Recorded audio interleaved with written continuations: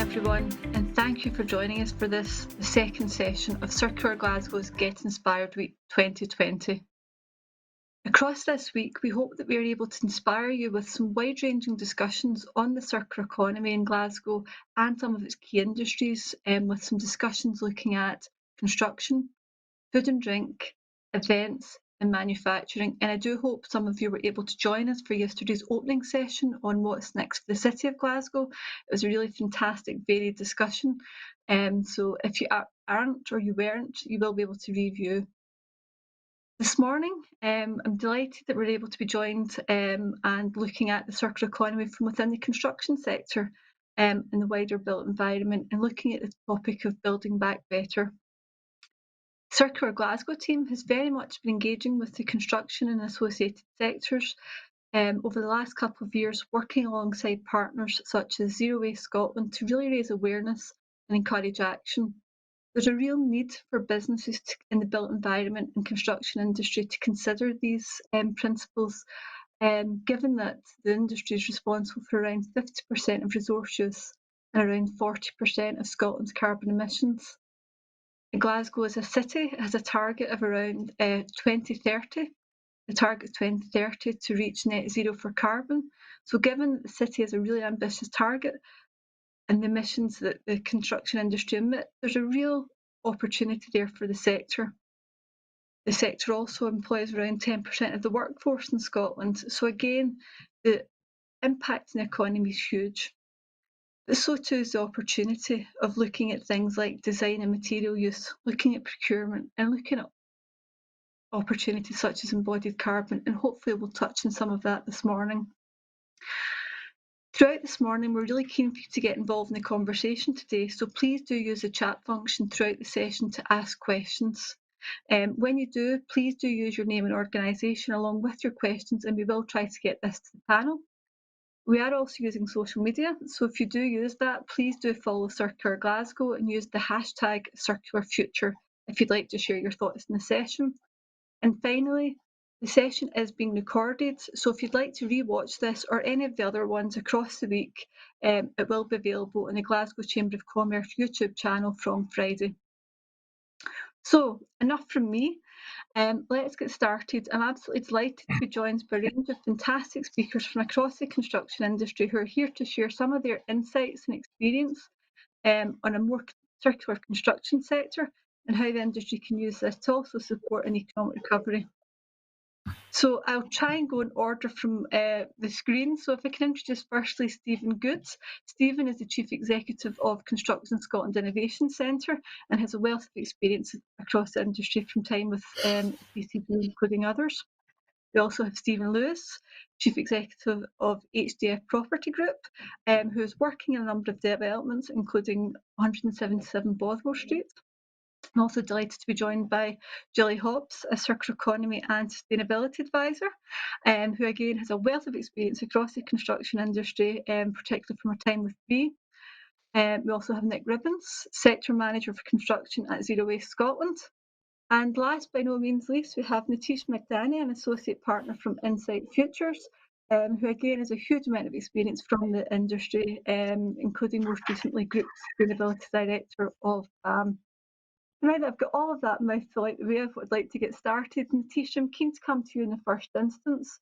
I've touched on some of the kind of different principles and the need for the circular economy, but really, why do you feel the circular economy and sustainability is a critical strategy for business to be embracing, particularly now?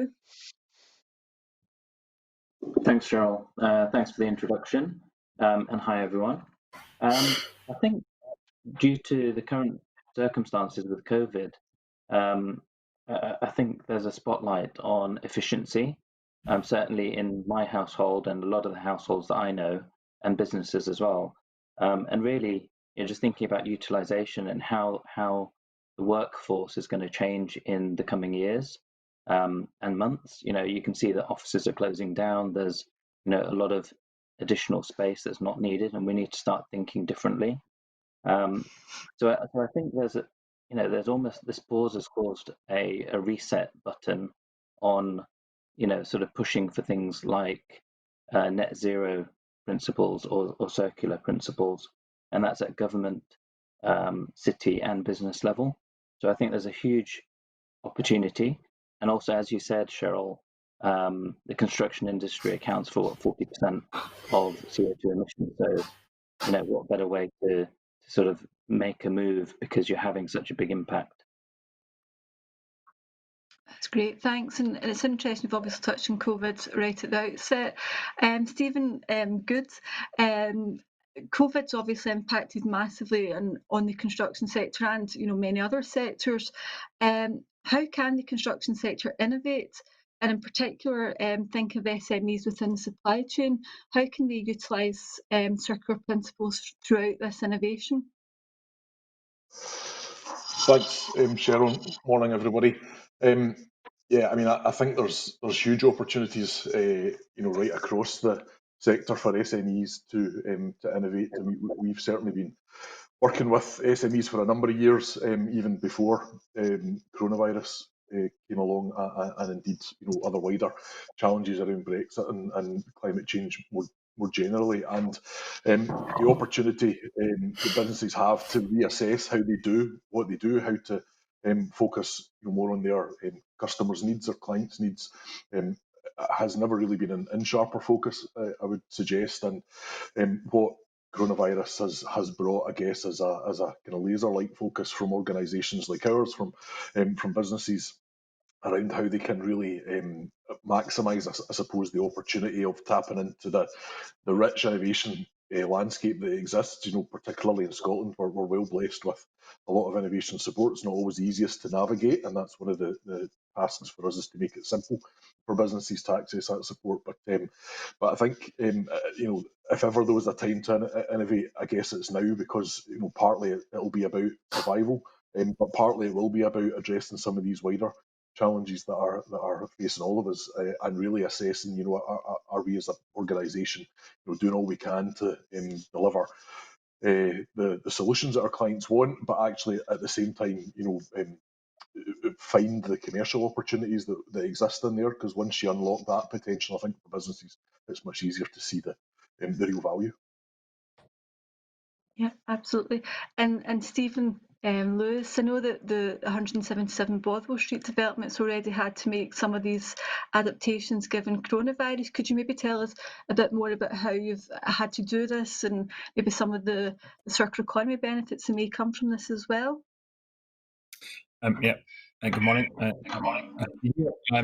We were pretty fortunate. Our 177 development was already quite far forward. We need to remember that coronavirus has effectively super accelerated a number of the existing trends that were already there. So agility, working from different places, whether it's the home, whether it's the office, whether it's in different sectors, flexibility in terms of shorter leases or more flexible space, sustainability, wellness, smart tech. These trends were there. They've effectively been super accelerated, as Stephen's touched on, as laser-like focus on those points post-COVID. So for us, a lot of what we were doing in the building design and construction was already there. But some of the biggest things we've done, the transmission for COVID's touch and through the air. So we try to eliminate as much of the touch points in the building as we can. So you can now go externally through our front door, via reception, past our security gates. That'll select a lift for you, from the lift into your lobby, and get to your front door without touching anything. And if you can eliminate those touch points, then it significantly helps with the spread. You can't eliminate all the touch points, so things like the toilet cubicles. Always good to talk about toilets on the webinar. We've got, and this has been around for years, but there's antimicrobial handles on the doors, which are stainless steel, but are actually 70% copper alloy, and they will kill all viruses within 60 seconds of touch. So they use them in hospitals, because that's where you get a lot of virus-borne transmission through touch. So with a small, they're twice as expensive than normal handles, but they look exactly the same. So those little tweaks where you can't remove that touch. it's also the building system. So whether it's lighting, heating, that lift selection, all that stuff's done without you having to touch anything, either app-based or otherwise. I think spinning to some of the benefits, because it's not often I'll talk about COVID being a benefit, but the COVID shutdown in construction gave us time to reassess elements of the building. So we've moved to the building being all electric. So we've removed gas, and as we all know, you can't have a net zero carbon building in operation unless you're fully renewably powered, which is now what we've done. So whilst COVID paused that construction for us for a few months, it let us reassess the design. So there are some positive benefits from that. Great, thank you. And Nick, you obviously work with a number of different construction companies across industry. From a zero-based Scotland perspective, how do you feel the circular economy can play a really important role in terms of this economic recovery and how businesses are having to adapt and change? Yeah, I think, hi, thanks for having me. I think that kind of as Stephen was saying, one of the positives of the lockdown and the response to COVID has been this opportunity, a sort of rare opportunity where we get to think about how we're going to do things differently. And there's a lot of pressure as well from government to do that. So there's this real incentive. So I think a lot of companies, a lot of construction companies and a lot of clients as well, once they've been sort of back up to full staff, have been reaching out to us. And we've seen no slowdown in companies reaching out for support and wanting to understand how they can embed circularity within what they do in their operations, and that might be on whatever scale, from the likes of sort of local authorities to architects.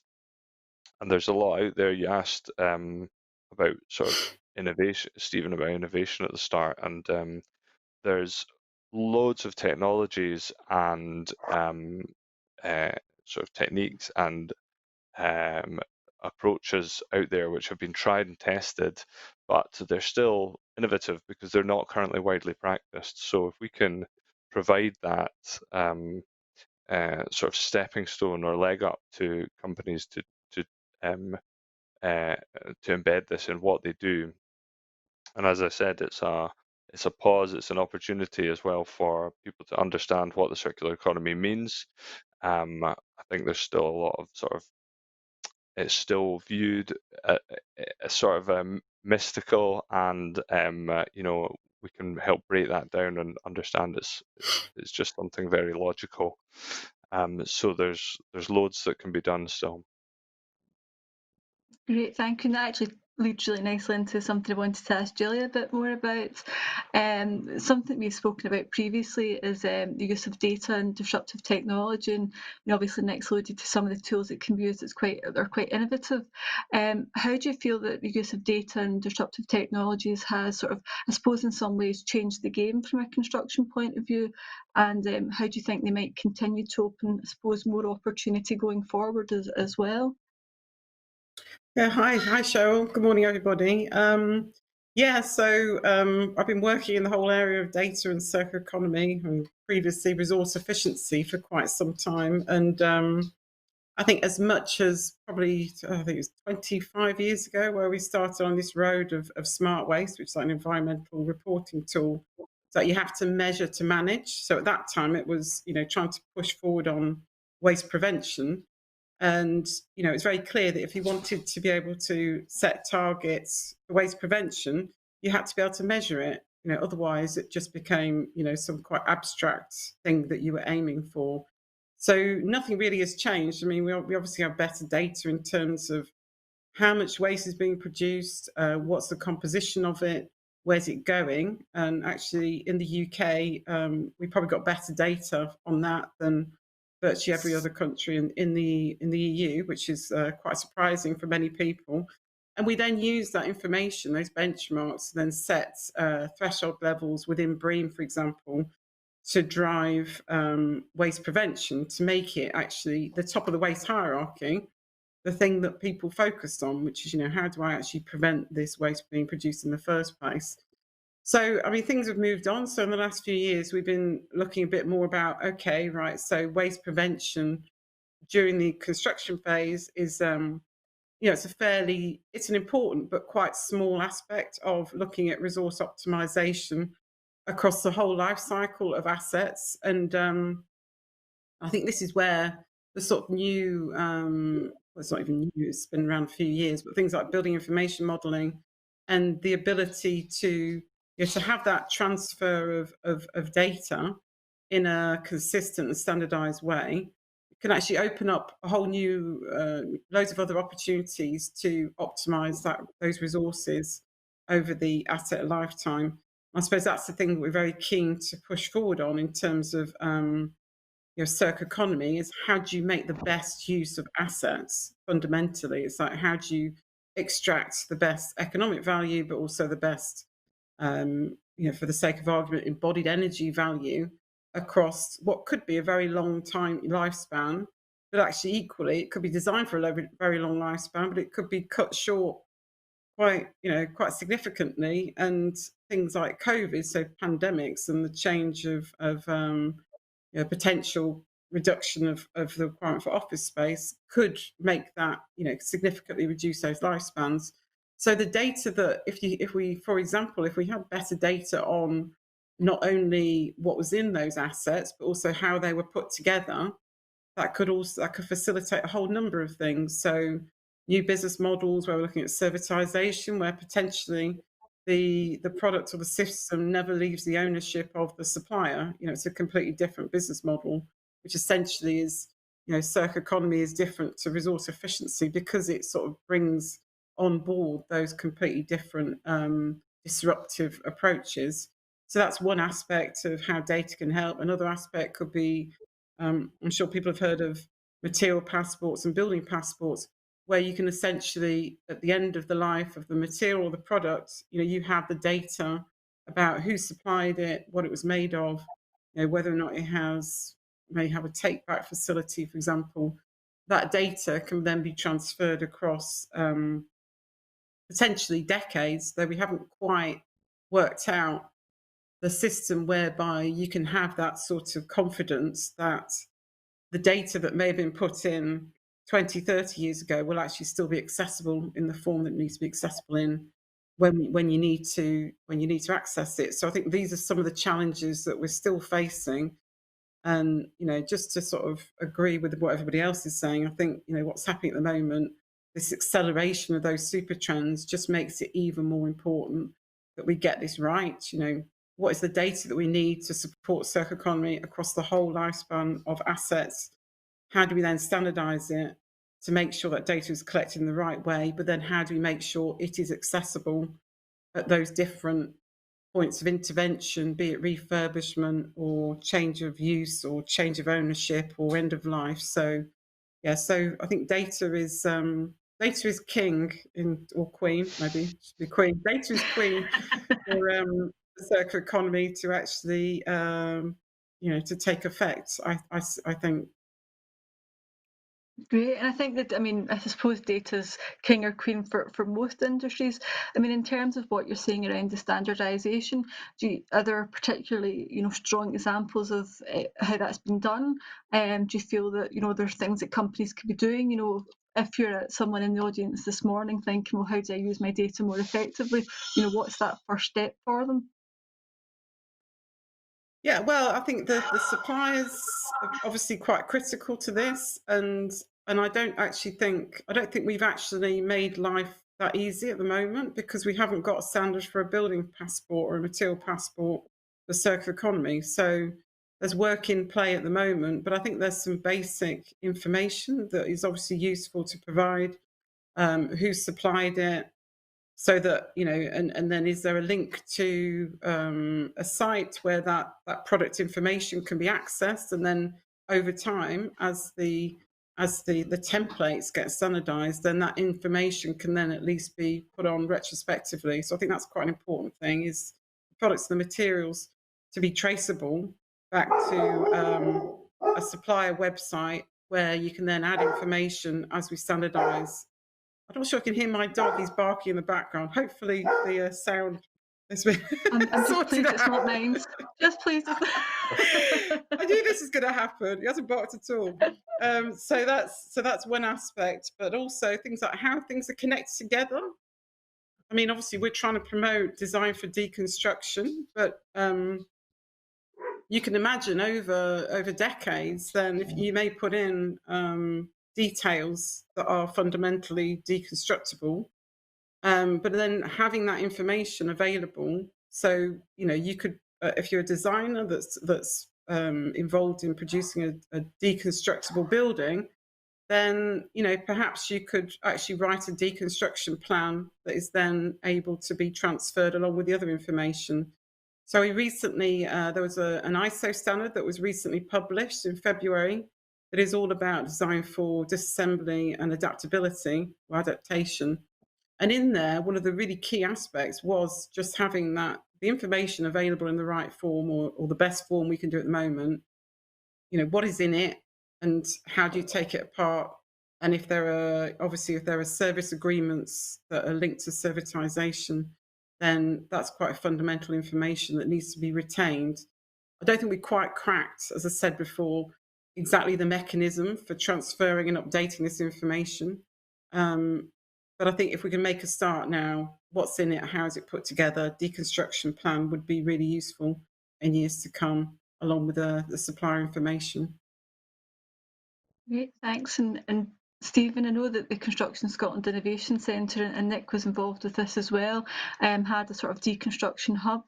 So I know that's an area that you've been looking at. In conjunction with that, I know that the centre's also looking at kind of skills as well. And I think that data sort of ties in with the sort of jobs of the futures in some ways.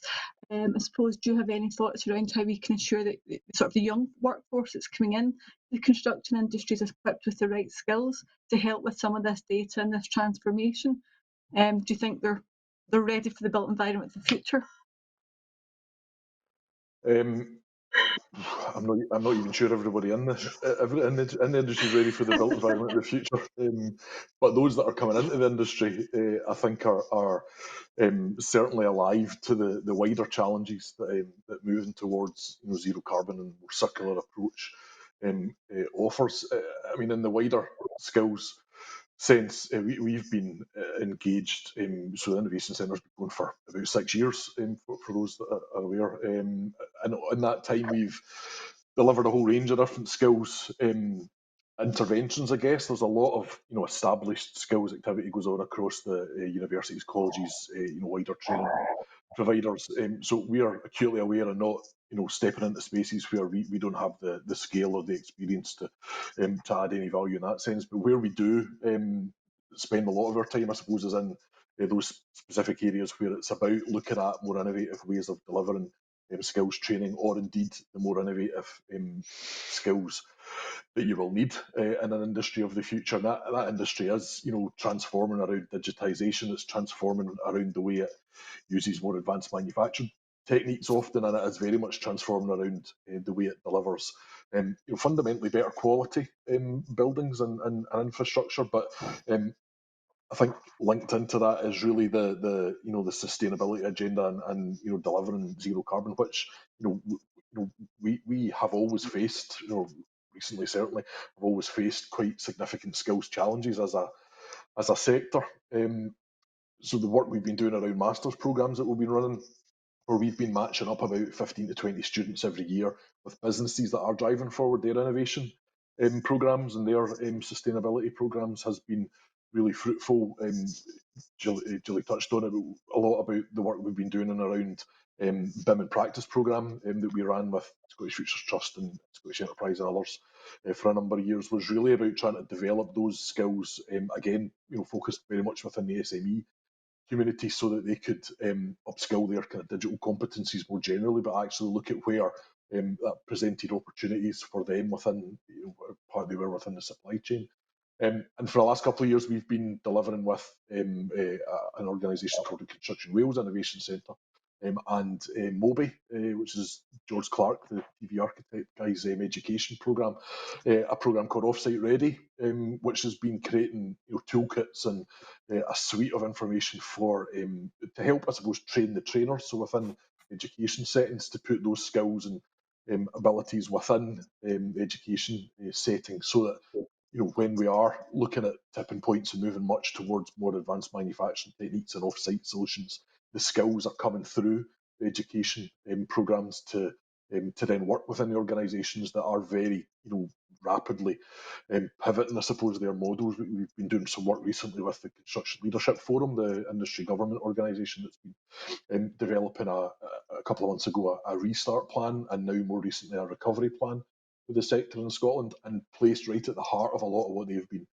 exploring has been looking very much at the skills we need moving forward. And it's really encouraging, I think, to see the vision that sits within that piece of work that identifies that we will be doing things differently. I mean, even in simple areas around looking at retrofit, for example, and the work we'll need to do on the 80% of the buildings that are already with us that we'll have in 2045, getting them to lower or certainly near zero carbon is going to be a challenge. It's going to require a whole new range of skills to do it at scale, to develop the kind of business models, to do it competitively and affordably. So in there sits an opportunity to use, again, as others have touched on, the enabling technologies that can help us do things in a much more productive way, much more efficient way, much less wasteful way. I think are things that the pipeline of talent coming into the industry already have a lot of this kind of embedded within their DNA. I think the challenge will be for more of us that are already here to actually think and change about how we do things moving forward. But certainly, as others have said, there is no shortage of expertise. The big challenge is actually about mainstreaming it and getting it to that scale where it's not something we do in a kind of unique corner. It's what we do across the piece. Great. And just on that sort of point around mainstreaming, Nitesh, you worked, across a number of different projects in a number of different cities internationally during your time with BAM. What more do you think can be done to try and bring the circular economy more into the mainstream within the built environment sector itself? I've worked a lot in the Netherlands with Royal BAM, and again, one of the key differences there is mindset and sort of cultural attitude to getting things done. And having had a target in the Netherlands to become, a circular city or a circular state, they clearly put the incentive onto large corporates, SMEs, etc., to make a difference. So I know at one conference I attended, and you tend to find a lot of Dutch people following you around in circular economy talks, because there's clearly a lot of action that happens. And I think I was seconded one day by the alderman of the municipality of Amsterdam, a metropolitan region, for an 8 o'clock breakfast meeting. And it was really just to say, look, you're one of the big players in the Netherlands. You're working on massive schemes, and we need you to be around the table. And that just sent a clear message that the city of Amsterdam expected, large companies like ours or like BAM to play a role. You've had some experience in circular economy. We want you to share that. We want you to be, one of the, I think they said, coalition of the willing. And that sort of led to that ecosystem, that sort of shared ecosystem where you're understanding the challenges, you're sharing experiences, you're looking at collaborative projects, and then you put in place your city targets. That ecosystem comes into place, and then, as Gilli said, you're developing tools and platforms as well. So, we developed a circular building platform, MVP, which is a materials exchange platform. We also worked with Gilli actually on the Building as Material Banks program, EU Horizon 2020. And then there's also different things like Magister, which is a sort of database of different materials. So all of these things start to pop up because there's legislation, there's a drive towards hitting a target, but but clearly that's not, top down, but it's seen as, how can we as industry help to sort of spur that on? So it's really about action. How can we make that action happen? Yeah, I think something that was discussed yesterday on the sort of opening session was Wayne Hubbard, the Chief Executive of LWARP, had said, countries sort of talk and cities act, and I think that really sort of fits in nicely with what you're saying, Nitesh. Stephen, coming from your industry perspective, working in a number of developments in the city, what more do you think from your perspective needs to be done in the Glasgow context to try and mainstream some more of the circular economy? I think there's discussions in forums that this help. If I give you a practical example at 177, I'm not sure the supply chain's there yet. And I say that with a little bit of trepidation insofar as, and it's a bit of a pun on the circular economy, but there is a bit of chicken and egg here where you need the demand in order for the supply chain to then build up and provide that demand. But unless the supply chain's there, it's very difficult for that demand to be anything other than nascent. We looked for about 7 months at how we could look at off-site manufacturing for our toilet pods, which is done relatively readily in Resi and Hotel and other schemes. But because offices haven't been done, then trying to find a supply chain that we're willing to take on that modularisation and offsite for the toilets was difficult to the point where we couldn't deliver it. And I guess the difference here, I'm not just a developer, we're also a contractor. So we are the main contractor, so we directly engage with that supply chain. So we have perhaps more control over that process than a normal developer would.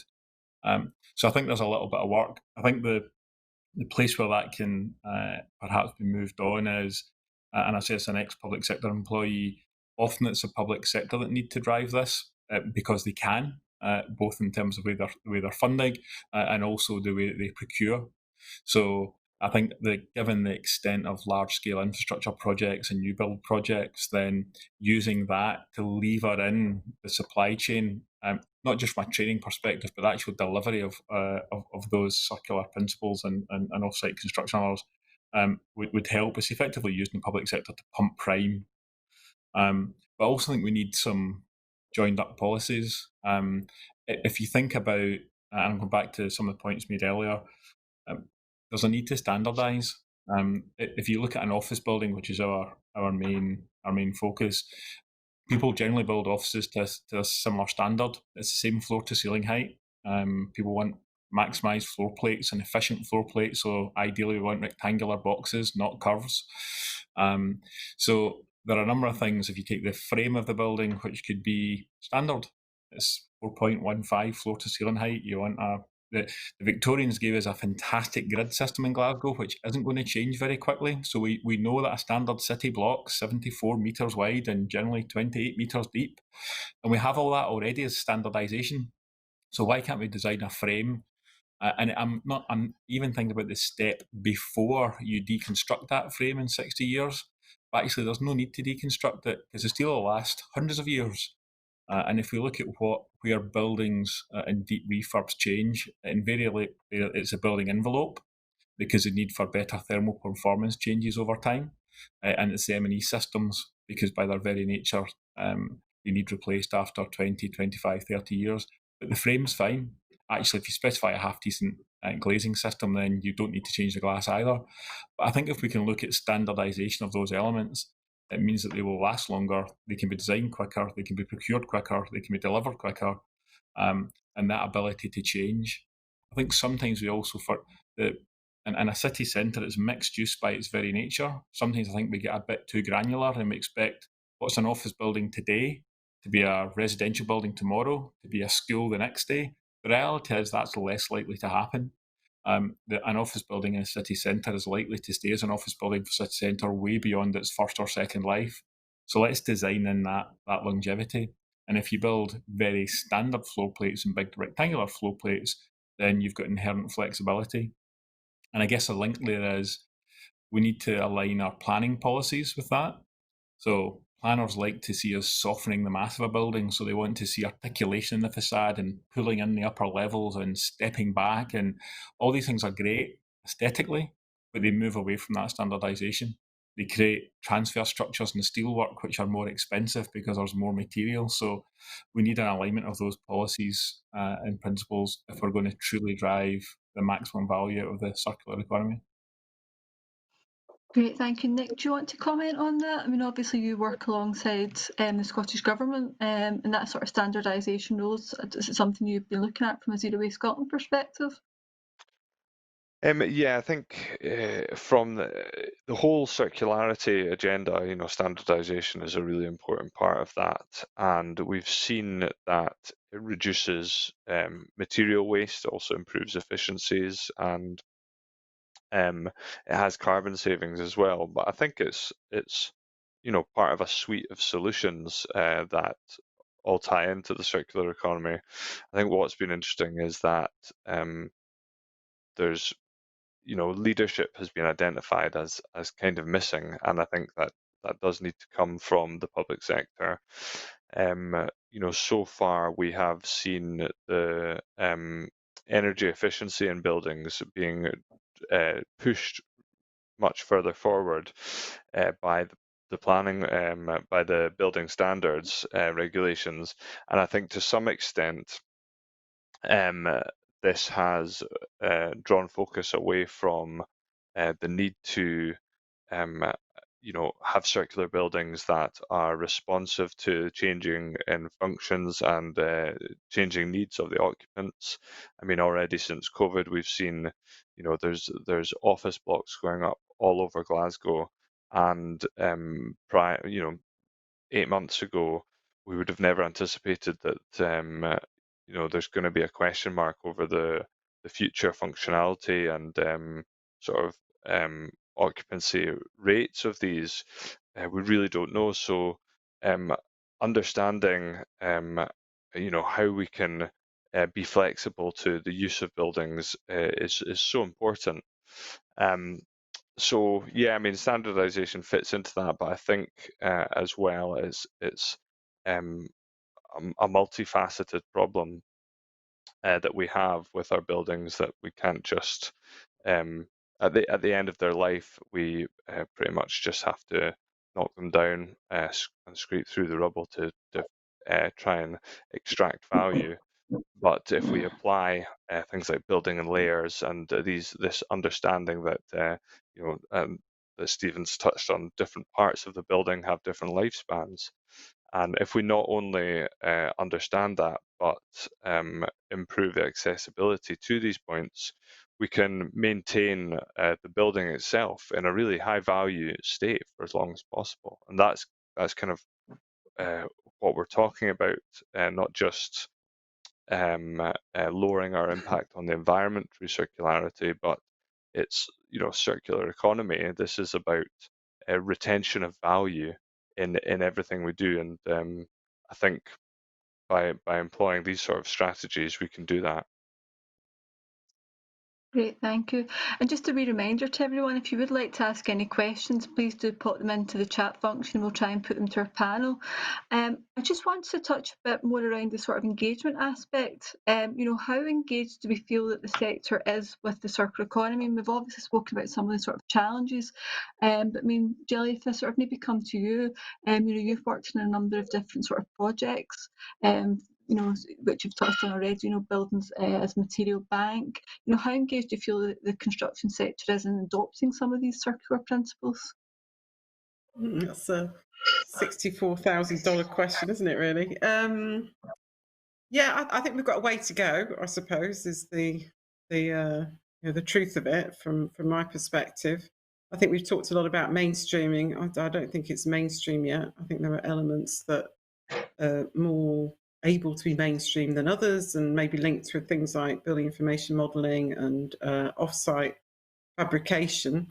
There are opportunities there that sort of offer the ability to almost do circular economy without it being a big deal. I think that's the key thing, is it shouldn't be a big deal. It should just be part of business as usual. So we have to sort of try to develop approaches that make it that.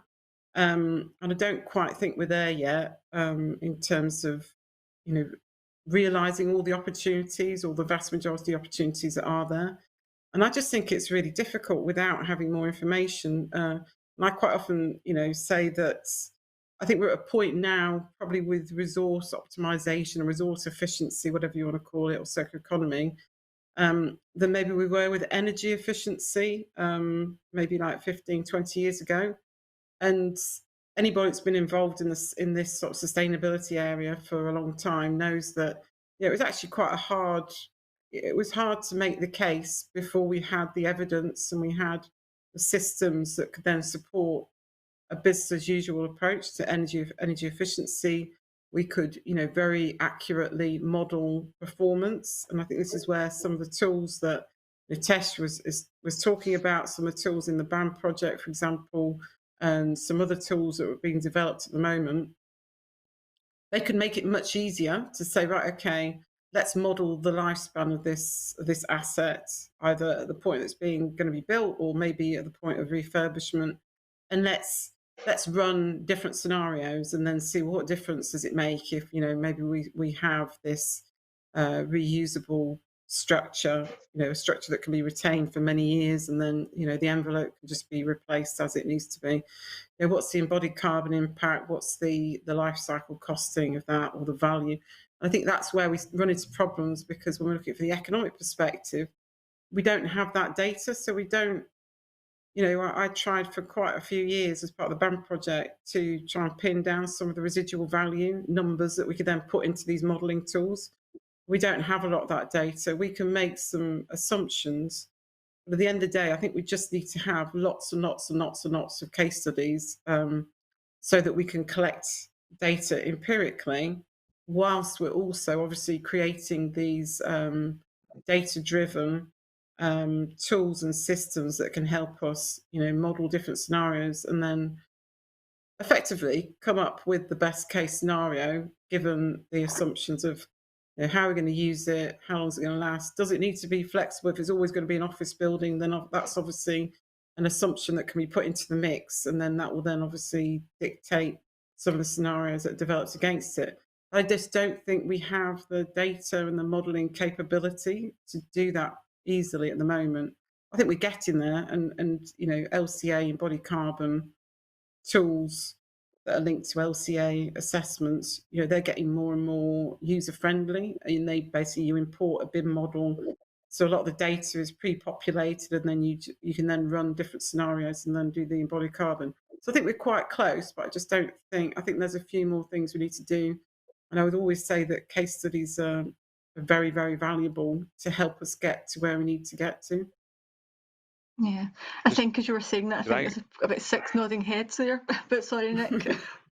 No, I was just going to agree with Gilli there, that I think from when I came into this, there were lots of case studies, often from the Netherlands, and they were sort of inspirational, but they're also, aspirational. They were almost out of reach. If you think of some of the projects, the ABN AMRO headquarters, Circle Pavilion, they are living, breathing examples of circularity, but every single, square foot or square meter of them has a different story, and that's brilliant.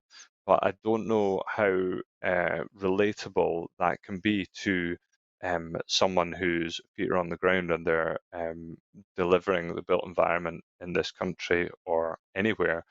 So what we've started trying to do are find examples of existing buildings or projects that are underway in Scotland that maybe show one or two aspects of circularity really well, maybe designed for deconstruction, maybe the inclusion of recycled materials or innovative technology, something that we can communicate, and somebody else says, there's a good sort of financial case for including this is a viable option for us, because I think we are not going to, as much as we want to, create this massive step change in the construction sector what we need to do is drive these incremental changes and build on, and we need to do it with speed because we're not doing it quickly enough. But I think that's how we do it. And also we're sort of using an outdated understanding of value that equates to cost. And that's not really, I think, the construction sector's fault. I think it's just the way that things have been, procurements worked, amongst other things. But now we are seeing a lot of things like health and well-being being included in value. Embodied carbon, productivity. It's a massive spectrum, and it doesn't just equate to cost. Unfortunately, the bottom line and profitability is how particularly smaller companies survive. So I think, data in terms of case studies, but maybe changing the how we look at case studies, and also changing this understanding of value. That's really important to us. Yeah, it'd be good to bring Nitesh in. Obviously, Nitesh, you were involved in some of the kind of ABN road development, so it'd be good to share some of your thoughts around, how you They're actually excellent, make by the that. way. They are fantastic. So, how do we make that a hook for businesses in Glasgow so that we can talk to the team, to Stephen Lewis and say, let's use some of those principles in your next development, or how do we speak to Stephen about how we kind of roll that out with some of the kind of businesses going through the Construction Scotland Innovation Centre? Yeah, I think personally, I think we just need to get on with it, and start these, ecosystems, start collaborating, have roundtable discussions on, okay, so what are we going to do? How are we going to workshop a scenario and get something going? And initially we faced a lot of resistance, coming to the UK and sort of expecting our supply chain to just roll over and deliver those, the same lighting as a service models that we had from Philips in the Netherlands. And those conversations took a while, but they did happen. So eventually we did get through to them, so lighting suppliers, for example, in the UK, when we sort of said, can we have a servitized model, a pay as a service, lighting solution, because the client's not really interested in paying for ownership anymore. And they sort of scratched their heads. About 3-4 months later, they came back with a proposal. We thought, great, that's brilliant, they've got it. And it was just basically the same payment model, but split over, 10 years or something. And what they didn't get was the benefits that, they would have in having a longer term relationship with a client, the benefits of being able to take those materials back and have a closed loop recycling, remanufacturing process, etc. Neither did Philips, 5 years ago when they came out with the first scheme, but they still did it. And all these obstacles are things that we need to work through with supply chain, with SMEs. And ultimately, I suppose, we shouldn't be relying on the SMEs. What we want to do is to kickstart innovation so that the bigger players start to change. And the problem is, you go to, a large corporate, they're not going to change quickly. So that's why the SMEs and, the small scale prototypes really help to just cement, as Nick said, cement that business model or the business case. So looking at ABN AMRO as an example, we put evaluation tools in place so that we can evaluate different materials. So when you're selecting per procurement package, should we go for X, Y, or Z? Clearly you're going to look at fireproofing, water protection, airtightness, all the standard things that you do, as well as cost. And again, as Nick said, you need to look at the value of that product, that service, etc., in the round. And one of the things that resonated with our clients was residual value. So we were able to put forward solutions that delivered the client with, all of the ticks in the boxes, but also we were able to say that if you go for this product after 20, 25 years, not to say that you're going to knock down the building in 25 years, but after that period of time, your asset will be worth more than it would otherwise. And you are thinking about not just design for deconstruction and a different way of assembling or designing components, but you're really thinking about design for reassembly. And I think Stephen said it earlier, you're thinking about not just the first use or the first life, you're thinking about the second one and the one after as well. So you really do need to take that life cycle view and demonstrate that that business case stacks up for the client. So that's sort of our way of making sure that you're incentivizing everyone to play ball. Great, thank you for that. We've had a question from Katerina Rocca from Rockpool asking around the role of material manufacturers. This goes back to the conversation around standardisation. She's mentioning that there's a sort of lack of foundational elements in terms of a harmonised declaration. Do any of the panelists have a opinion on the role of material manufacturers in relation to this? Well, I can pick that up because I was talking about it before a little bit, and yes, we do have product data templates. So I think that's that's part of building information model, is the ability to have standardized information about products and obviously materials that are supplied as products. And as I alluded to, one of the things we need to do is to work out what data we want to support circular economy across the life cycle of these assets, or multiple life cycles. And that very much includes information about the products and the materials that are going into those assets. So yeah, I mean, it is fundamental. So they have a very big role to play, I would say, the answer to that question. And we did do some work within the BAM project. We did some work creating these templates. We created some buildings as material banks templates.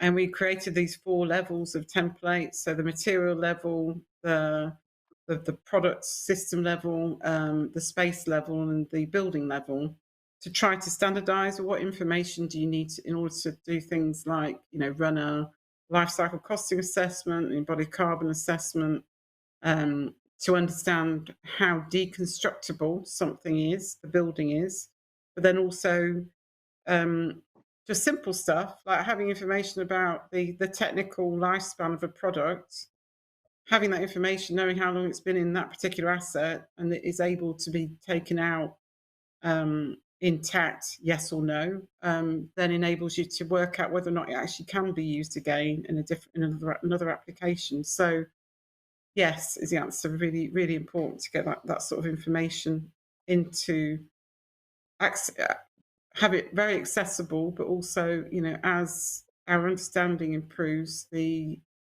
information that is then accessible improves as well. So say, for example, a supplier then wants to offer a take-back service and wants to put in a residual value for their products or materials in 10 years' time, then they've got like a data field where it's possible to relay that information in a standardized way that can be recognized.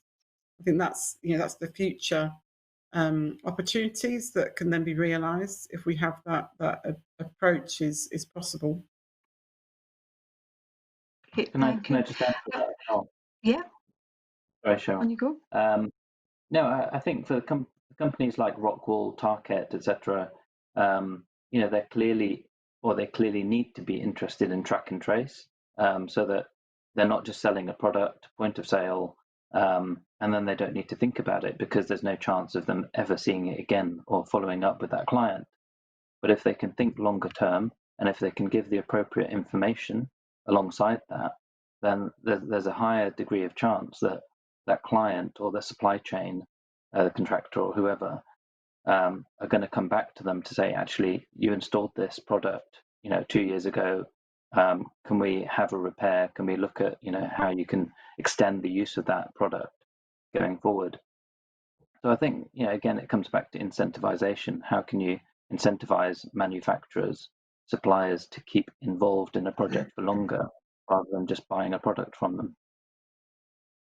Yeah, no, absolutely. So I've got a question can I for just all. come in there? Oh, yeah. No, on you go, Cheryl. No, on you go. I was just going to say that I think that the link between data and manufacture is really important there, but I think also the sourcing of raw materials and this dependency on global supply chain, maybe not so applicable to Rockwool, but I think that sees an added sensitivity of suppliers to sort of global commodity fluctuations and availability. And right now, over the past 20 years, we've seen the sort of cost of global commodities go completely haywire and ultimately rise. By understanding what elements and raw materials we can use that are available and produced around us, particularly from what we call waste products or secondary materials, we can insulate ourselves to some degree from fluctuations in the global economy, and protect ourselves and maybe continue to manufacture through difficult times. So I think that's really important that companies begin to forecast and understand, that any virgin materials they're dependent on. And remember, the construction industry imports something like 60 or 70% of materials it uses from Europe and further afield. So understanding where these materials can be substituted, and I know there's a huge amount of work right now in the UK and Scotland looking at bio-based materials and understanding how we can use homegrown wood better to better effect. These things are really important, and manufacturing is kind of right at the razor edge of these. So I think manufacturing, in terms of its role, is enormous, and we're about to see a plastics tax come in, which is going to require plastics to have a minimum threshold of 30% recycled materials. That's hitting manufacturers. And the likelihood is that as time marches on, we're going to see that for other materials as well.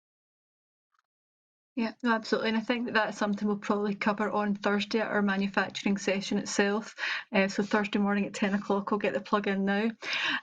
Just before we finished up, I just wanted to ask all of our panellists one final question, and it's just a quick response I'm looking for, if you can.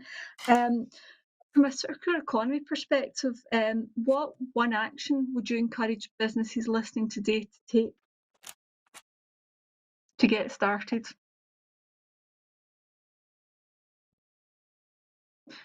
Welcome to Stephen Good first. Thank you. One action, build knowledge. I think read lots. There's a lot of expertise out there. It is in pockets. It's not mainstream, but there's a lot of expertise there. So, join sessions like this, collaborate with other, sometimes unusual partners, because a lot of the answers are there. Don't feel like you have to start from a blank sheet of paper. I think the key thing would be, educate yourself around what's already going on, and then reach out to other partners that can help put that forward. Great. Stephen? I think it's building on that. I think it's more of a statement, I guess. This is not new, and it's important. It's now. It's actually some time ago. We've been doing sustainability since we started 30 years ago, and way before EPCs came out and everything else. So we've been working at it since our first EPC was 2008, way before EPCs were out. So that's 12 years ago. So it's not something to do tomorrow. It's something to do today, and actually do it. Don't talk about it. Get your knowledge, as Stephen says. Get your deep base of knowledge, but you need to start taking action now, even small incremental steps. Great, thank you. Gilli? Yeah, I agree with both the previous answers. Yeah, I think I was speaking before about resource efficiency has been around for quite a few years, and so I definitely resonate with the answers before.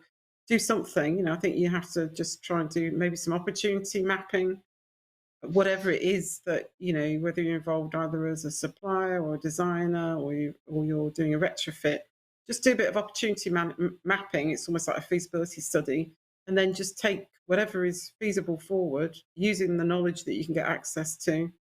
Maybe a slight leap of faith might be required as well, and just get on with it, basically. Just do something and then learn from that and just keep learning, basically. Great. Nick? Yeah, I've kind of, I think I was going to say try and make a change, but really that's what Stephen Lewis and Gilli have said, maybe collaborate, take advantage of support that's out there, engage with your supply chain, or if you're in the supply chain, engage with your clients. There's, I think in Mark Farmer's report a while ago, it was described as, lots of adversarial relationships within construction sector. And what we found is that actually breaking down those walls, everybody's really good at working together. And actually you get really, really quite exciting stuff when you work together. So yeah, maybe collaborate. Great, thank you. And finally, Nitesh. I think we're being too soft. I think we need to mandate certain things. We keep on talking about circular economy, but nothing changes. And until we put in place hard targets and a mandate on companies to actually do something, I don't think we're going to change fast enough. So I'd say action, delivery of projects, incentivization, make sure that you're clearly incentivizing companies to do something differently, change their business model, look at long term.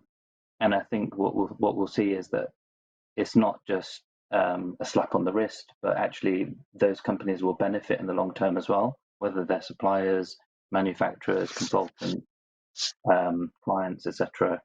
So setting those targets, but also creating that ecosystem. And I know we're talking about construction today, but one man's waste is another man's gold.